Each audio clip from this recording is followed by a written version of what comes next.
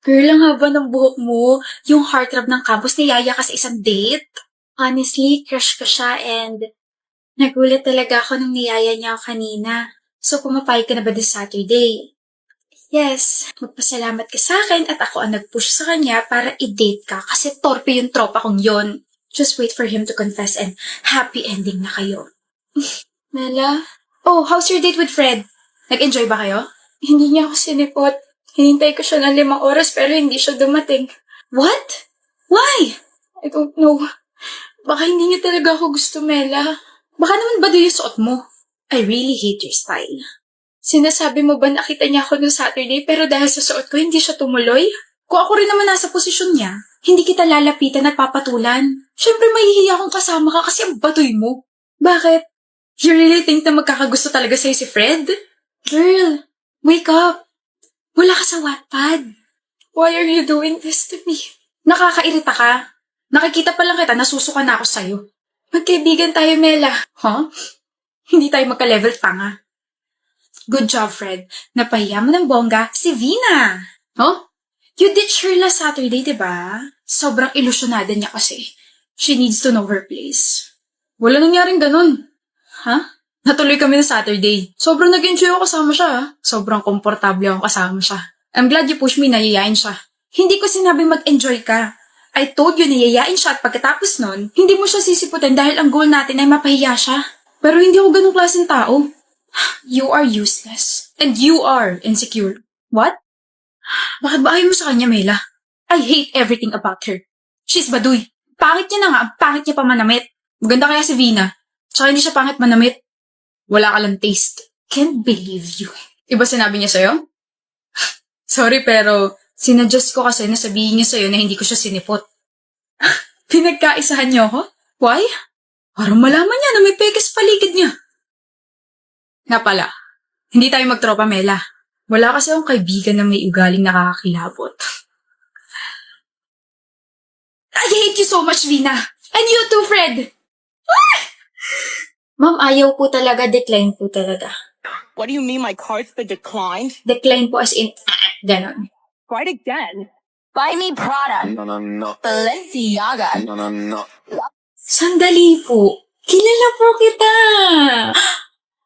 Oh, sabi ko na ikaw yun, ma'am eh. Sikat ka po rito sa mall. I get that a lot. Oh, I'm getting shy na. Wanted ka po sa pagnanakaw. For stealing everyone's heart. Pag nanakaw ng credit card, ayan yung mukha mo nakapaskil sa board, oh. Security! I knew it! Let's go. Nasaan ako?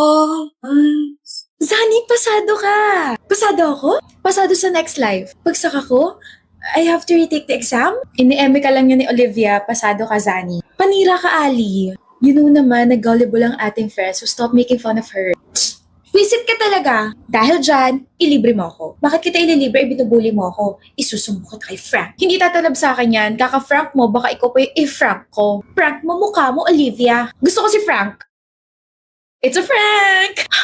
I hate you. Kaya wag kang dyan at ilibre mo kami.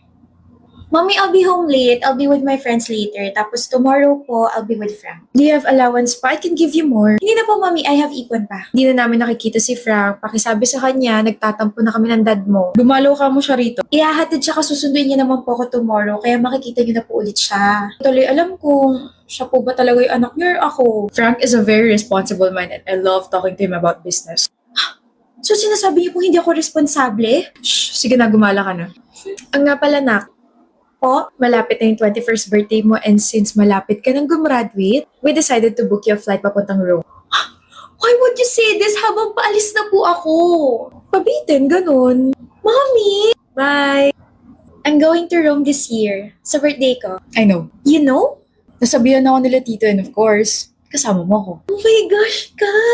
Pero mas nauna pa nilang sabihin sa'yo kesa sa akin. Ako talaga yung paborito nila. Haha, so funny. Ikaw naman yung paborito ko. Anong ngiti yan? Bakit ang laki? Kinikilig ka, no? Di ba halata? 4 years and you're still kinikilig? Grabe. Iba talaga yung epekto ko sa'yo. Hangin ka masyado. Dapat sa'yo tinatangay eh. Natangay naman ako ah. Sa ganda mo nga lang. Stop! Dami ko pang gusto sabihin, Banat, pero alam kong gutom ka na, so saan mo gusto kumain? Parang nagkikrave ako sa samgyupsalan kimchi. Eh di kumain tayo ng samgyupsal and kimchi. Okay lang? But you're not a fan of Korean food, diba? Para sa'yo, I can be whoever and whatever. Iba naman yun eh. Ewan ko sa'yo. Tara na nga. Pero mahal. Di ka ba babalik? Saan? Sa ospital. Sa ospital? Anong gagawin ko sa ospital? I'm super healthy kaya. It's been 10 years. And your time is up, Sunny. Buti nagpakita ka na sa amin, Ishi, no? Sorry, naging busy lang talaga. Grabe ka, pinsan. Isang taong ka rin walang paramdam. Kahit sa mga family gatherings, hindi ka uma-attend. Kahit sa mga chats namin, hindi ka nagre-reply. Tapos bihira ka lang namin makita mag-post sa social media. Uy, pero I miss you, ha? My favorite cousin is finally here. Bakit ba kasi hindi ka nagparamdam? Ako, alam ko na kung bakit, Ishi. Bakit? Nabuntis ka, no? What? Shocks. Oo nga, no? 1 year kang nawala. Tapos sa ibang bansa ka pa nagstay. Tama nga si mama, ikaw unang magkakaanak. Pinagchichismisan niyo ako? Uy, hindi naman. Pero yung sinabi ko na nabuntis ka, may sense naman yon. I mean, bigla ka nawala. Hindi nagparamdam, sabay uuwi bigla. Plus, tumaba ka pa. O, diba? Naku po, may tinatago ka palang kulo. Wild ka pala. Sa bagay, pare sila ng mama niya. Malandi. Joke. Uy, tumatawa. Totoo hula namin, no? You guys are freaking dumb. Nuraw? Dumb daw. Hindi ako nabuntis. Ano ba kayo? Nag-aral lang ako the whole year para makakuha ng scholarship sa isang university sa Canada. And guess what? I got in. Ang galing mo naman.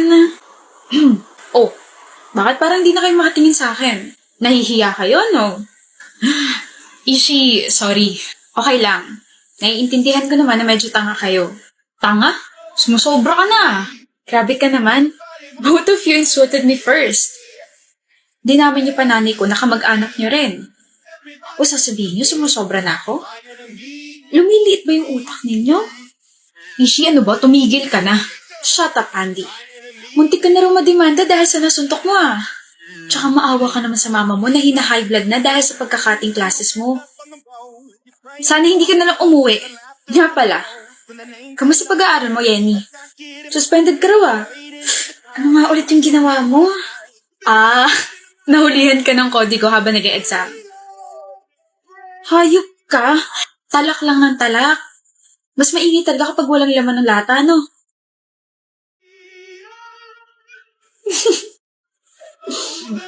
Galing na ibang bansa, yabang na. She's so annoying. Plastic pa. Layuan mo ang anak ko. Ayoko po. Layuan mo ang anak ko. You're not even allowed to love him. Isa ka lang naman. Commoner. Mahal ko po si Logan. Yung pagmamahal mo sisira sa anak ko. What would my amigas think of my son kapag nalaman nilang may girlfriend siya isang basura? Nakakahiya. Malinis po ang intensyon ko, tita. Do not call me tita. Nakakadiri. Sorry po. 500,000 pesos. Cash. Layuan mo ang anak ko. Grabe ka naman po. Hindi naman po nabibili yung pagmamahal ko para sa anak ninyo. Dagdagan ko pa ba? 750,000 pesos. Malaki na yan para sa isang katulad mo. I heard may sakit yung tatay mo. Kailangan mo yan. Be practical. Madam, marami pang iba dyan, Ophelia. At kilala ko ang anak ko. He won't settle for someone like you. Tatanggapin mo ba? 2 milyon. Kapalit ng paglayo ko sa anak ninyo. Shameless. Okay. Expect the money tomorrow. Ihahatid ng bodyguard ko sa bahay ninyo. Makakaalis ka na. Logan. Ophelia, mahal. Totoo ba? Tinanggap mo yung pera? I'm sorry. Kailangan ko ng pera eh. Kailangan natin ng pera. Di ba magtatanan tayo? Uto-uto talaga yung nanay mo. Akala niya may sakit si tatay, pero ang totoo, wala naman na talaga akong tatay, Diyos ko. Magkano in-offer sa'yo? 500K. Tapos ginawa niya 750. Pero sabi ko gusto ko ng 2 million. Ang laking pera na nun para makapagsimula tayo, di ba? Anyway, bukas niya pa mabibigay yung pera, kaya stay low-key ka muna ha. Huwag kang papahalta, tapos kapag nabigay na, saka ka na pumunta rito, tapos umalis na tayo papunta ibang bansa. Akala mo talaga makikipagtanan ako sa isang gold digger? Ano? Akala mo, hindi ko alam? Alam mong ano? Na mahilig ka makipagrelasyon sa taong mapera na may pamilyang alam mong kaaayawan ka. Kapag nakuha mo na yung pera sa kanila, iiwan mo yung taong mahal mo. Logan, nauto ko naman yung mama mo. Sa tingin mo, nauto mo talaga si mama? Sa tingin mo, dadating yung pera? Kasi planado na lahat simula pa nung una. From our first meeting to my mom's fake evil attitude. Galing, di ba? Pero naalala mo si Lorenzo? Yung huling biktima mo? Kaibigan ko yun. You know, it's payback time. Mahal kita. Mahal mo pera namin, Ophelia. Ibigay niya yung 2 million. Pinaghirapan ko yun. Pinaghirapan? Don't worry. I left 200 pesos in your bank account. 200 pesos? Pampalubag loob. At least may nakuha ka, di ba?